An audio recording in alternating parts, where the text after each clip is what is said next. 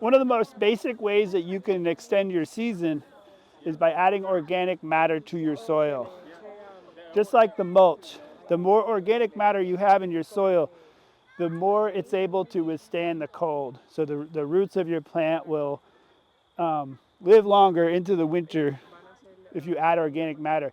If your soil is very poor, not a lot of nutrients and organic matter, it will freeze faster and your plants won't survive as long into the winter.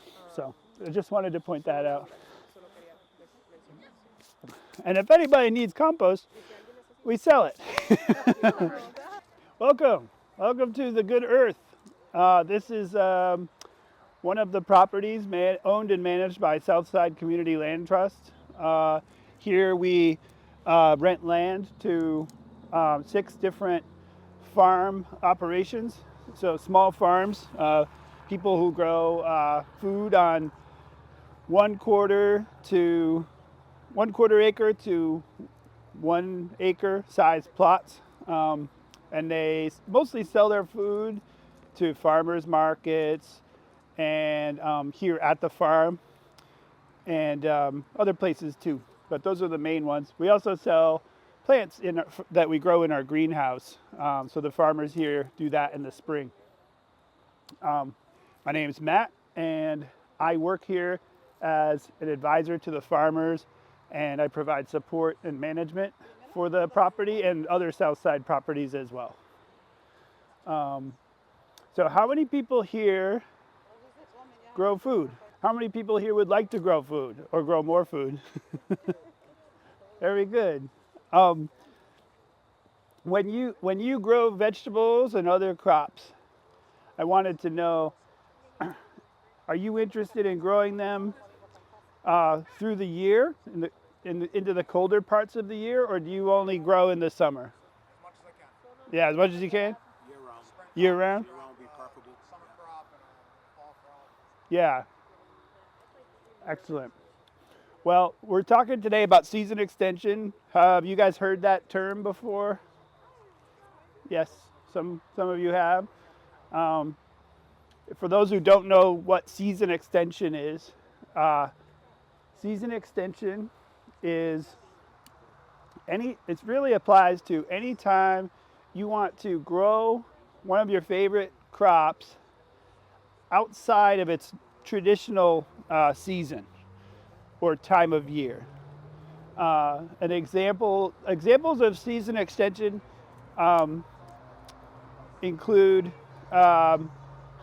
maybe you have a pepper plant and you put it in a pot and you take it inside because you're worried about it getting cold. So then you grow your peppers inside, maybe in October and November. That's an example of season extension. So some of you have probably done that before. Another example of season extension is in the springtime. Inside, you start your seed in a pot instead of on the ground. That extends your season. That means that you can start your tomatoes inside and then bring them out when they're this big and put them in the ground. That's giving you a longer period of time in which to grow your tomato crop. So what I'm discussing today is mostly just more sophisticated versions of that. Maybe some things you haven't tried before or things you haven't heard about before. Maybe some of these things will be basic to you and you already know about them. So definitely ask questions or give me things you want to talk about, because I don't want to talk, to a crowd that knows everything already, But I also don't want to miss things that might be of interest, So I'm here for all your questions. Does anybody have any right now? Why is there black tarp or black cover on the last greenhouse and not on these two? Interesting. Well, that black cover is on there because we have several different farmers that grow food here, and that farmer wanted to. He was having trouble with too much heat in his greenhouse, so that's called shade cloth, and I guess I wouldn't call that a season extension technique because it's mainly what you're just trying to take some of the sun, block some of the sun in the heat of the summer. But in a way, it's season extension because if you're trying to grow, again, let's say tomatoes in there. Tomatoes don't like to be really hot. Tomatoes like to be in the 60 to 85 degree range. When you start getting above 85 degrees, they stop producing fruit. And when you're up at 100 degrees, these greenhouses can get that hot. When you're up that high, they stop producing fruit. So you can lose all your fruit for the summer if you're growing in a greenhouse and it gets too hot. So it's a little bit of a side note, but it's definitely part of keeping your plants in the conditions you need them to be in order to get what you want out of them. So I'm going to focus mostly on fall season extension in this workshop, but some of what I talk about is also applicable in the spring. I probably won't talk much about summertime stuff just because that's a little complicated. So yeah, those are the basic concepts. And what I thought I would show you first is a way to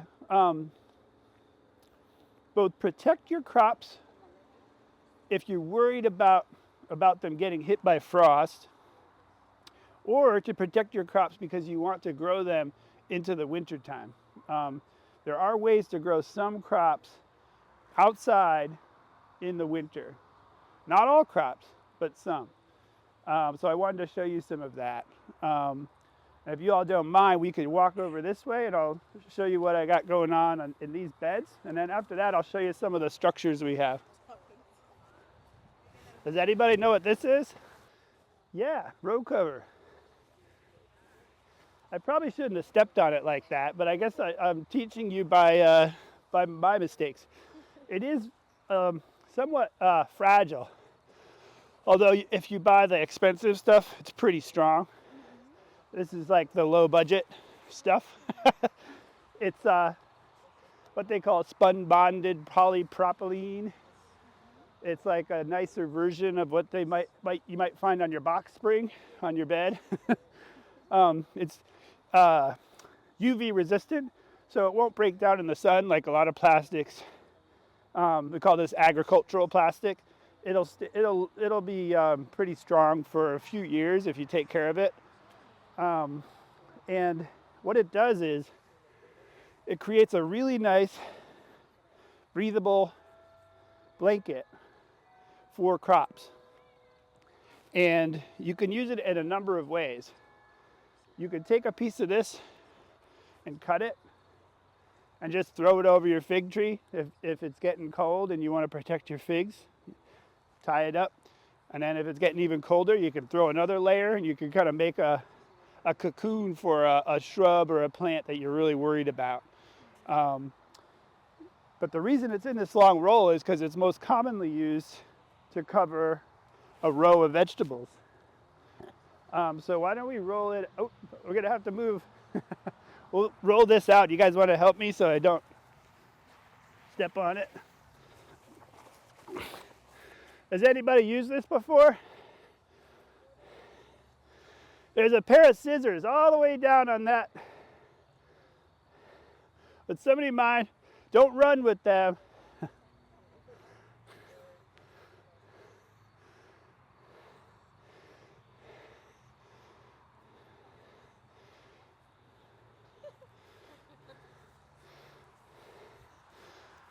Thank you. So I'm just going to cut this. Yeah, a little bit more. Let's give ourselves excess.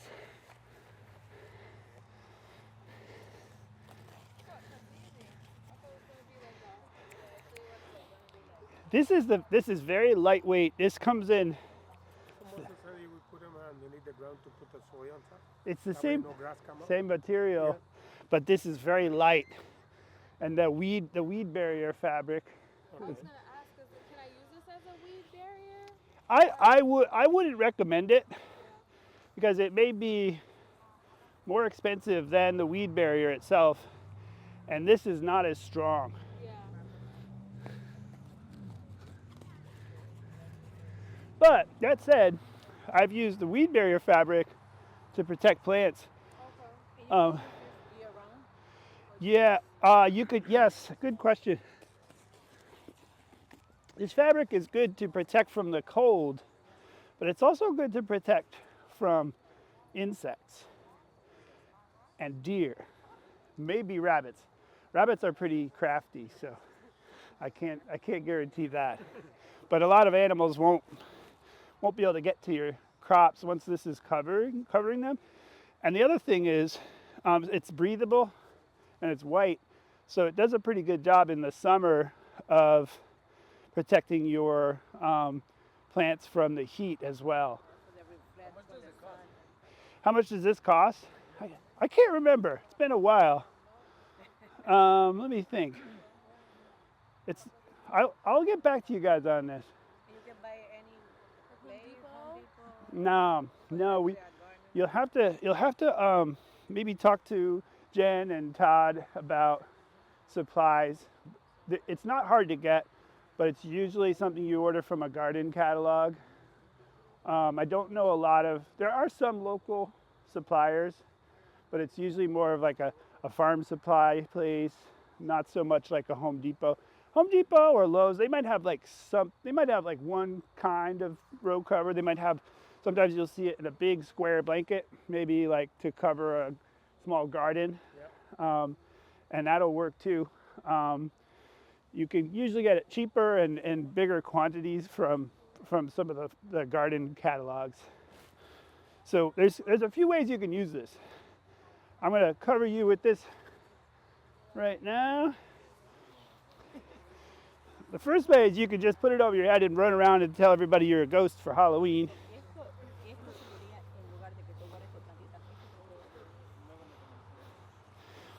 Oh, by the way, what I have here, these white dots, that's spinach.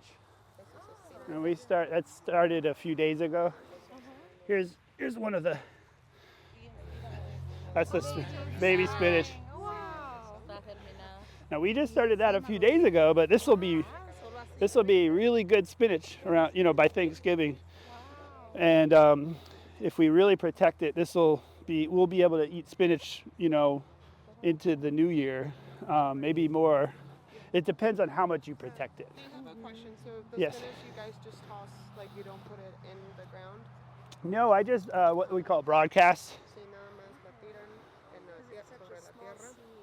Porque es una semilla muy It's pequeña. such a small seed, it probably wouldn't sprout if you planted it deep. Oh, correct. Yeah, spinach.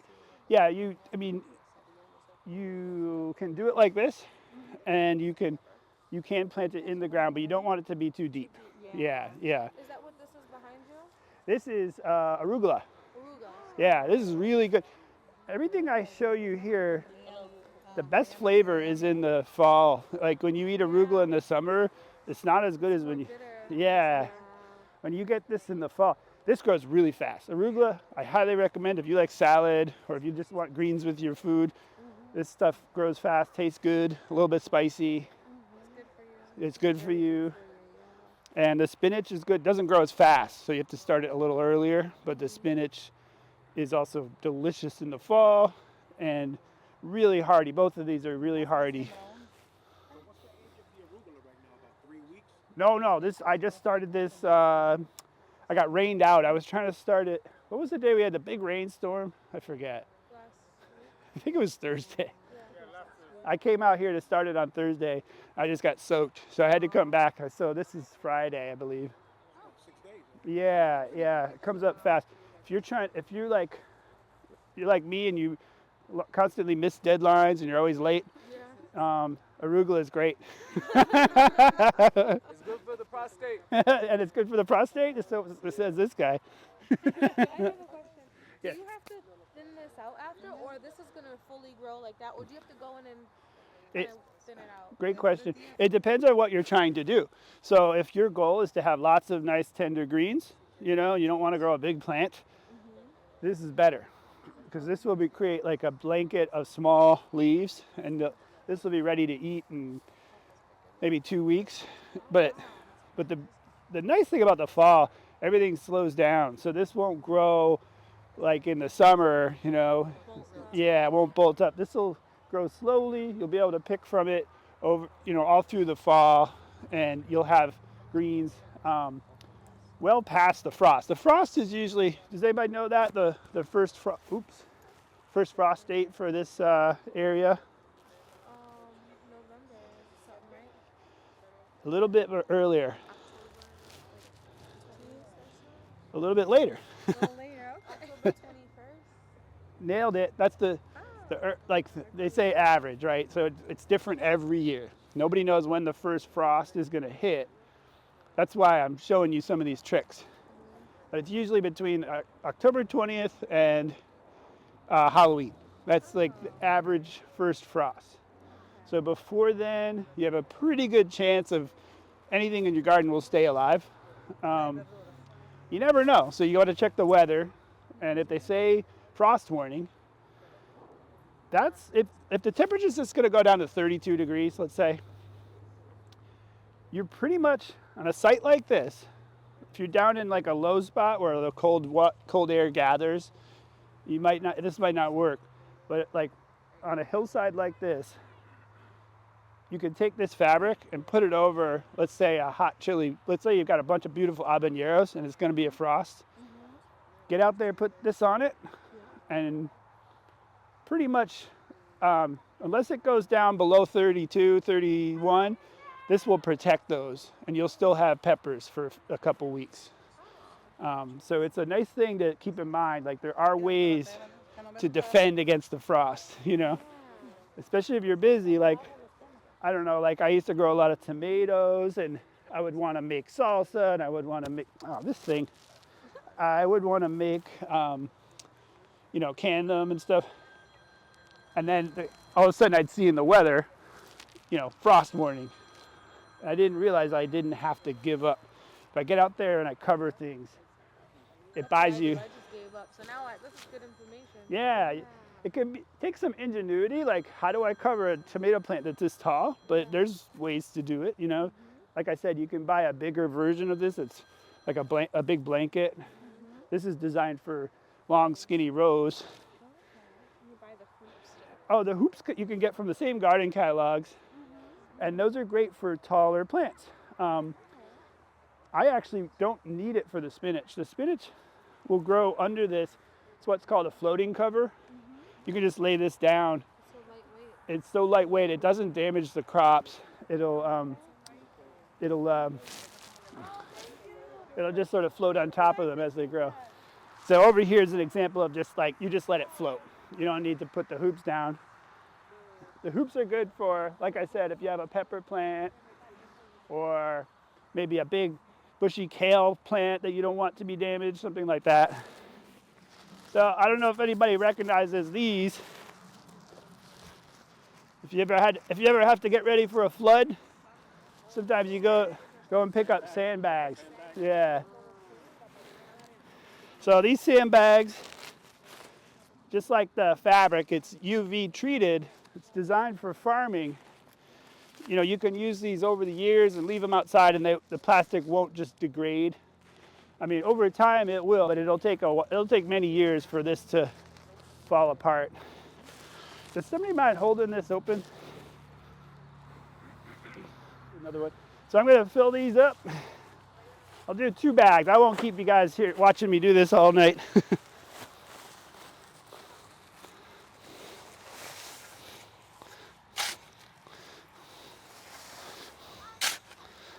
There you go.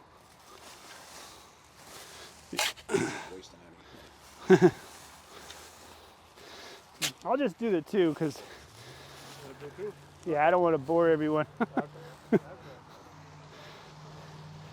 So, but these are like one of the best ways to hold down the fabric.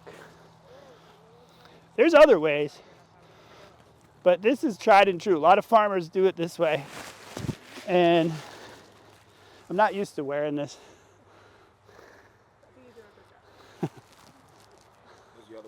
Oh, thank you. So, yeah, a lot of farmers use these. Usually, you don't have to tie it off, but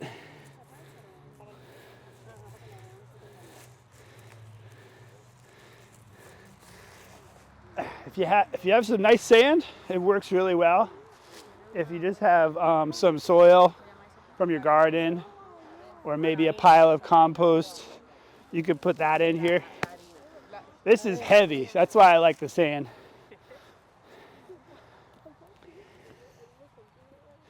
You just want to take it, put it down on the edge there.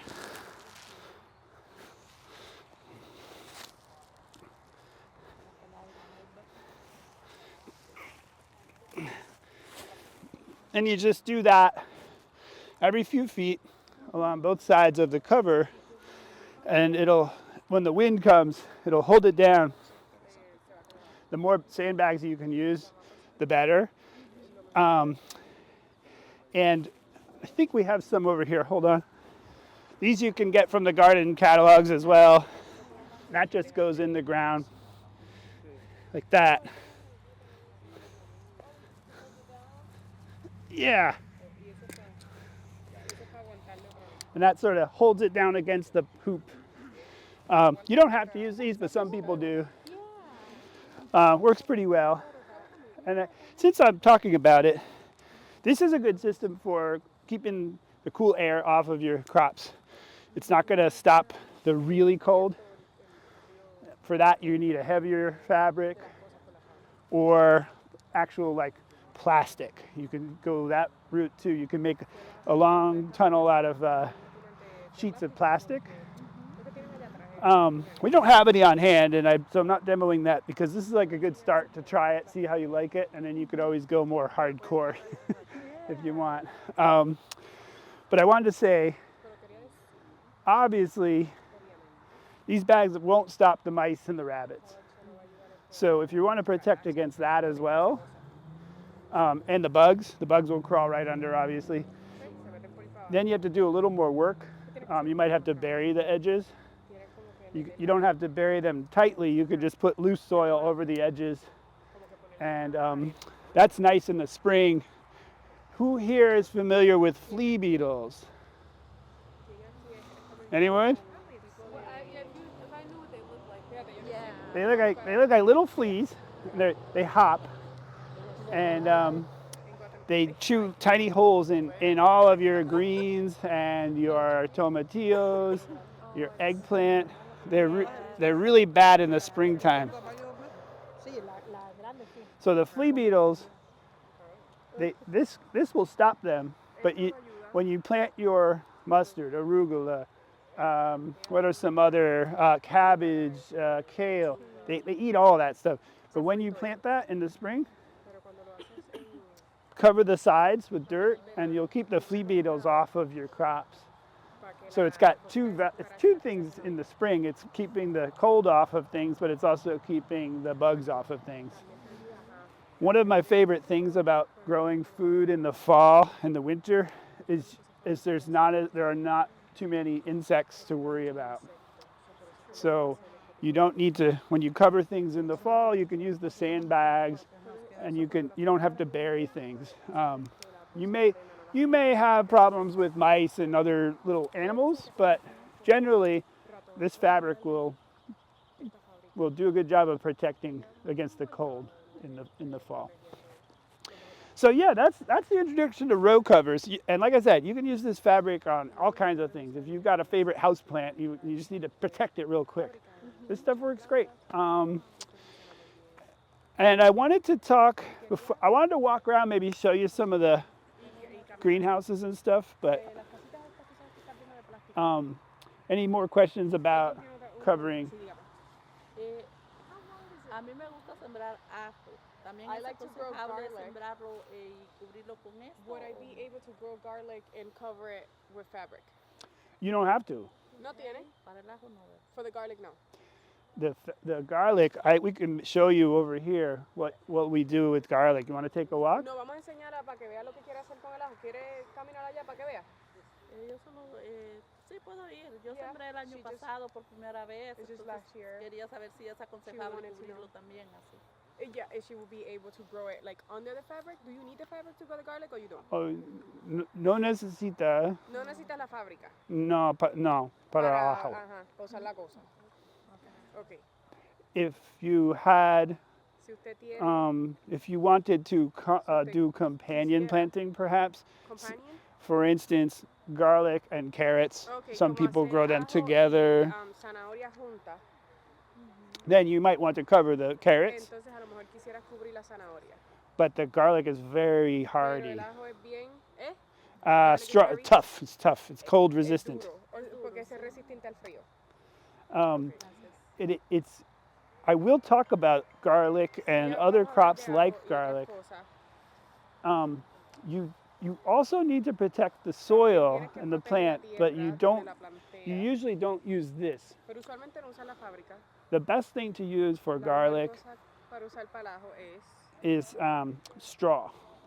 Straw. There's some straw bales over there. It's what it look like. let's take a quick walk. How about? Okay, nos vamos a poner a caminar. Mira, pues está caminando. Yeah, this is a good example. If the frost is coming, I could cover this with the blanket to protect these, and it'll save my peppers for a few more weeks. This is straw. It's good for feeding to animals. Horses and cows eat this hay. It's not so good in the garden. Why? Why would this be bad in the garden? Because it's gonna grow more. Yeah, because of all the seeds. Yeah. Luckily, the birds got most of the seeds already, but the hay bale tends to be full of seeds. This is straw. So this is like hay, but there's no seeds. It's just the, I wanted to ask you the difference. So yeah, it's just this part of the plant. Pasto y aquí es heno. Ah, what was that? Este es pasto, Pasto? heno. Heno. Procesado ya es el heno. That's very good to know that. Thank you. So heno. I don't know how to say it in any other languages, but perhaps someone else does. So it's different, it's clean, there's no seeds. It won't create weeds in your garden because it's nice to have grass in your yard, but it's not so nice to have grass in your garden. So this is really a wonderful way to extend your season because you can use it as a mulch. A mulch, is any kind of material that you put down on your garden soil to cover it. And if you think about it like the insulation in your house, it's the same idea. It's creating a blanket, a fluffy blanket on top of the soil, and it's helping that soil not to freeze.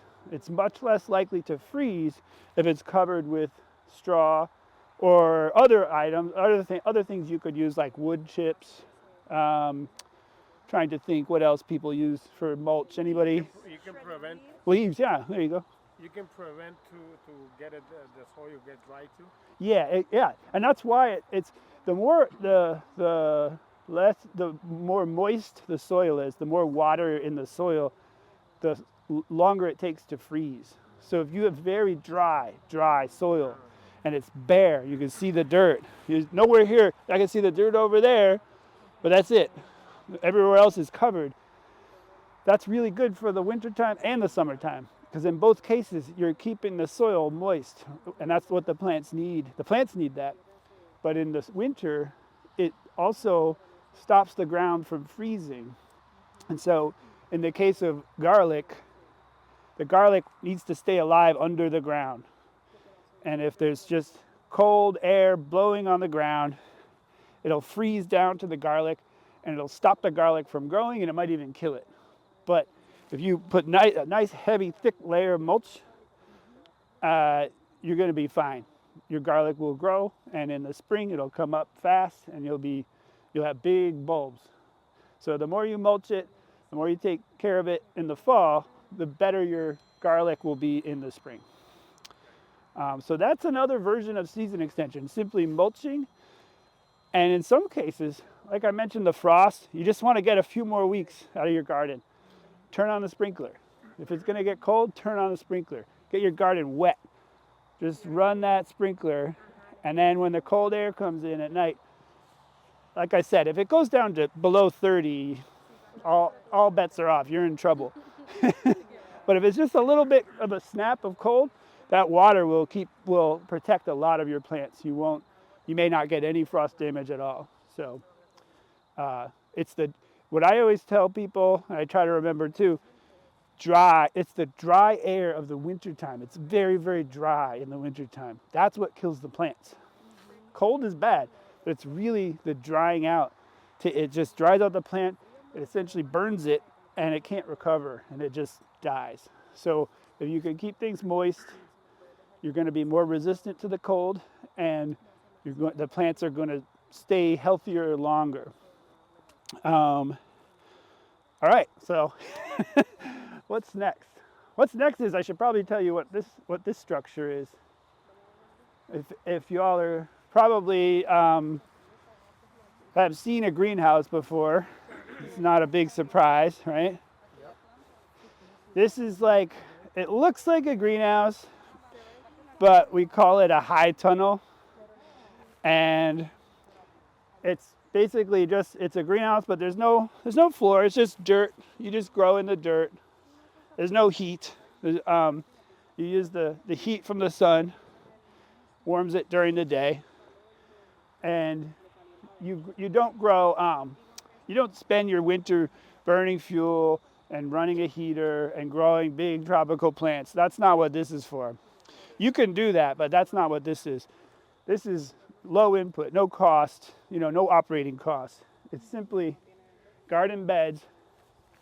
And right now they've got some tomatoes in there. Can't see what else. But right around this time of year, you might start taking your tomatoes down because they're kind of sickly. And you can plant this with all kinds of things: broccoli, cabbage, cilantro, various types of herbs, kale, collards, and then spinach, like I already showed you.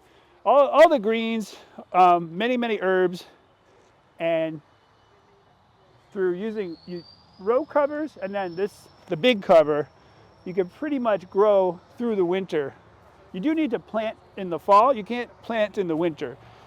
There's not enough light for any of the plants to really get started. The sun goes so low and doesn't really come back for a long time. So there's very little light. Like if you start your plants and get them healthy, they'll stay alive in here because they're protected from the dry. They stay moist. They're covered with row covers. They're covered with the big cover. They won't grow a lot, but they'll stay alive, and you can pick them and harvest them. You kind of pick a few each week. I used to run a business I had a few of these, and I would just cut so many greens per week, and then I would leave it for a few weeks, and it would barely grow, and then I would come back and cut more. I would always have a few, cut, and a few that I was not cutting.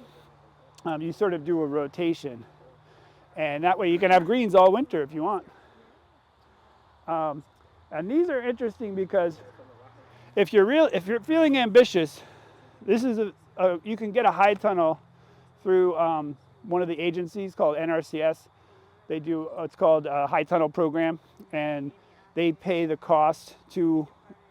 You don't have to be a farmer if you just have a large garden or a field you're growing in. You don't have to be in business to qualify for a high tunnel. They'll pay you for the cost of the high tunnel, and you just buy according to the manufacturer recommendations, and it's kind of a nice subsidy.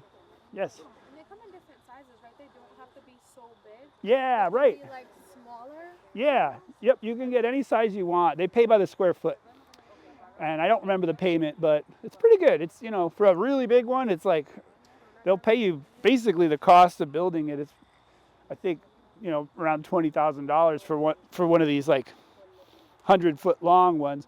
But if you have a small area and you just want a 20 by 20 or whatever, yeah, you can get a small one. It's the same program. What's the name of it? NRCS. Yeah. And they do applications a couple times a year. So there's an application deadline coming up on October 4th, and another one in the late fall or December time. January? Wow, this guy's watching it. All right. Is this drip irrigation set up? Yeah, we have drip over here as well. As well here? Yeah. Any So questions when you about? set this up, it's a drip irrigation system. Yes, we don't. Veined out. Yeah, we don't have any overhead irrigation. Everything we do is drip irrigation, which is just a little tube of plastic on the ground, and it just emits a little bit of water right next to the plant. You can see it in this garden. And the reason we do that is we don't have like a lot of water here. We have a couple of wells, and they don't produce enough where we could blast water everywhere. So we have to be really careful with our water use, which is good for the environment. You know, it's nice to be conserving water rather than spraying it everywhere.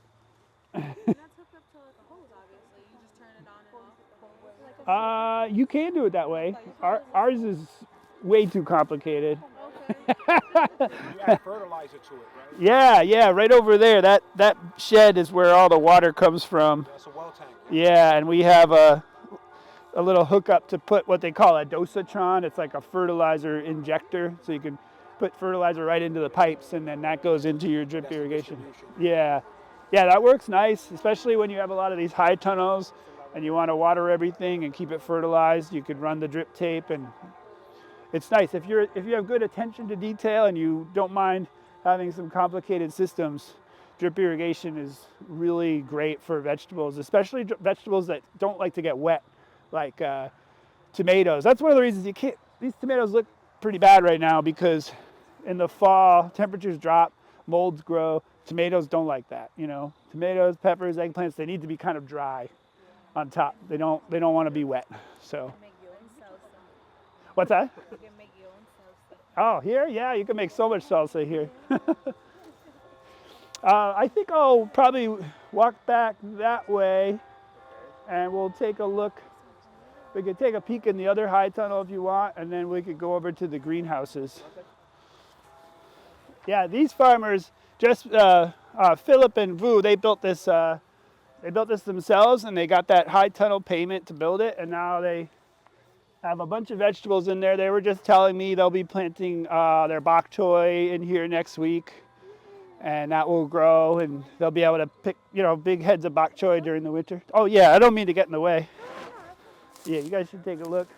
Does anybody have any questions about high tunnels?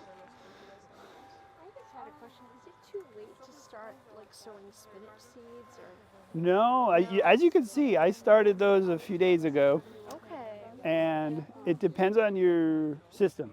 So if you're growing in your field and you just want to cover them, Yeah. I think you could continue. You could start some during the next couple of weeks, and you'll probably have luck with that. I would say the same is true for radishes and things that grow fast, and like the cool weather. Spinach is a classic cool season crop, Yes. and that's who you want in your garden at this time of year. Basil won't be happy. Yeah. What's a hot weather crop? I've talked about tomatoes and peppers so much, but Right. all this stuff that, Zucchini. yeah, Summer squash. yeah, zucchinis. Surprisingly, I used to start that very late, actually. I would get a little crop around the Thanksgiving sometimes if I was lucky, but that was pretty rare. But all of the cool season crops, if you're trying to figure out, maybe I want to grow some things in the fall, check out cool season crops for New England, and you'll get a list of, all kinds of things that can handle cool temperatures and extreme conditions. And you might be surprised by some of them. Everybody thinks of kale. That's the hardy. But there's other stuff that, like, I always tell people around here. A lot of people like to grow cilantro, and that's a really cold tolerant plant. You can do cilantro in the field. Parsley as well. That's true. Parsley's lived like past. Sage with the row cover is great because, it'll stay alive through the winter the way it is. But if you cover it, it won't, because the sage is a plant that likes that sort of Mediterranean, climate. It's like a sort of desert plant. So if you cover it, it doesn't mind getting cold, but it stays much happier with the row cover on it. And I meant to mention, if you get snow, and I hope we get snow again.